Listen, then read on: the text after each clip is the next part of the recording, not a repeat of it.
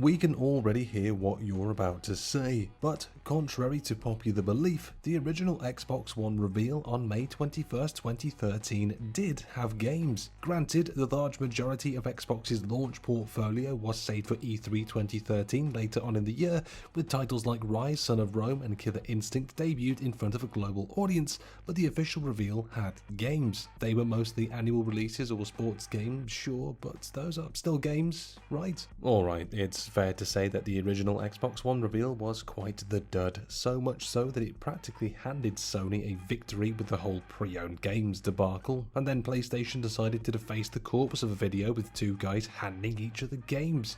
The Xbox One was almost dead in the water, with then head of Xbox Don for my next trick I'm gonna fucking destroy this brand Matrick moving over to Zynga 6 weeks after the console was revealed. It wasn't the best of starts, but Xbox have managed to turn the ship around over the past few years, particularly after the reveal of Xbox Game Pass. That reveal was still terrible though. We're here to look at the games that were announced and showcased during the Xbox One reveal event and ask what happened to them. Slap like and smash subscribe, and we'll make sure Don Matrix stays away from whatever you might create. FIFA 14. The first of many sports titles you'll see on this list, EA Games had a heavy showing at the Xbox reveal event. FIFA, of course, is one of their most lucrative properties, so it made sense that the next game in the series would be shown. FIFA 14 launched on Xbox One on November 19th and earned an 88 on Metacritic, though the user review score is significantly lower. That's kind of a trend with FIFA though. Still, the game is considered the second best-selling FIFA game ever made, accumulating 17.31 million units sold across all platforms, which is certainly nothing to sneeze at. Of course, the series is still going to this day, but could you imagine if it skipped a year? Would the moon lose its orbit and crash into the planet? It's not a risk worth taking. Madden NFL 25. Madden would be given pride of place during the Xbox reveal event, as it was there where Microsoft announced an exclusive partnership with the NFL when it came to broadcasting their matches. Showcasing the next game in the series seemed like a logical next step. Madden NFL 25 would launch on the same day as FIFA 14 and would net a 73 on Metacritic. Like all good sports games, the user score is even worse. While it's hard to find sales figures for the Xbox One and PS4 versions specifically, the game did shift 1 million copies in its first week when it launched on the previous gen platforms a few months earlier. Madden is also still going strong today, even if it seems to make its fans more and more mad each and every year. NBA Live 14. The holy trifecta of men playing with balls now complete. NBA Live 14 sought to emulate the world of professional basketball back when the NBA 2K series had competition. It didn't do a good job. Launching again on the same day as Madden and FIFA, NBA Live 14 managed to scrape a 36 on Metacritic, with the user score somehow sinking even lower than that. Sales-wise, it's estimated to have sold around 270,000 copies across all platforms, and currently the NBA Live series is dead in the water. Additionally, all three of these games have been delisted from the Xbox marketplace, so if you want to play them, you will need to own a physical copy. UFC. Perhaps the most interesting aspect of the EA Sports block of the Xbox One reveal event is the first UFC game, which kicked off a decently fruitful partnership with EA and the MMA promotion. It also killed Fight Night, but that's another story.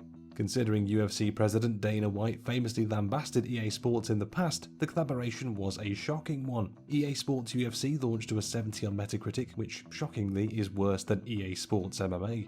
Fair enough. While it's hard to know exact sales figures, it's been estimated that first month sales amounted to 278,000 across all platforms. While that doesn't seem like a huge impact, it was revealed on Reddit that the game was the first step in a long-running partnership between the two. We're now on UFC 4, which launched last year, and we'll probably see a fifth too, which will hopefully have a front cover that doesn't look like a Boohoo advert.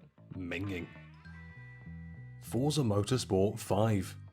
The long-running Forza series has been a mainstay for the Xbox since the original console, so to see a new game in the series confirmed during the reveal event wasn't exactly a surprise. Forza Motorsport 5 was a launch title for the Xbox One and would release to a decent 79 on Metacritic, but some noted it was a cutback on the previous game. Like the sports games previously talked about on this list, Forza Motorsport 5 has also been delisted from the Xbox marketplace. The Forza series is still going strong though, with a new motorsport game plan for the Xbox Series XS. Meanwhile, Forza Horizon 5 is set to launch this November. It needs Brum DLC, or it can just go in the bin though. What's the point otherwise? Quantum Break. If nothing else, you can't argue that Remedy isn't one of the most ambitious developers out there today. Quantum Break's blend of gameplay and live-action segments promised to be an intriguing project, but the game was a long way off. Quantum Break would finally launch nearly 3 years later in April 2016, and the overall review score was pretty decent. Hardly a patch on Alan Wake though, and Remedy would go on to achieve incredible success with 2019's brilliant shooter Control. Now they're working on multiple projects, and hopefully one of them is a 4K remaster of Alan Wake.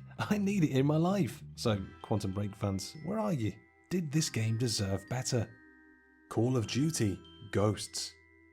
Let's be honest, the best bit about Call of Duty Ghosts was the dog, who's absolutely the best boy ever committed to video games. The rest of the game though, mostly forgettable. There was something about fish AI which turned out to be utter bollocks. Amazingly, COD Ghosts was given a significant portion of screen time during the reveal event, despite already being announced before the event had even taken place. The game would launch on November 19th as a console launch title with a Metacritic score of 78. Meanwhile, the user score tanked to a 4.4. Clearly, this horrible reception would be enough to cancel the entire franchise, never to be seen again. Rumour has it they're actually working on a remake to try and kickstart the Call of Duty series again. Let's hope they succeed. These indie devs need all the help they can get. And there you have it, that's our video recapping what happened to those games revealed from the Xbox One event. Did you play any of those games? Were any in your collection back in the day? Sound off in the comments below and let us know. We always love to hear from you. Please also consider liking the video if you enjoyed it, subscribing to the channel, hitting that notification bell. It helps the channel, helps us grow, helps us overcome the algorithm, and hopefully we won't be forgotten like a lot of these games on the list today. Also consider checking out the Twitter and the Facebook pages on screen now, as well as the website culturedvultures.com, and between all of this, hopefully we'll see you in the next one. But until then, caw-caw.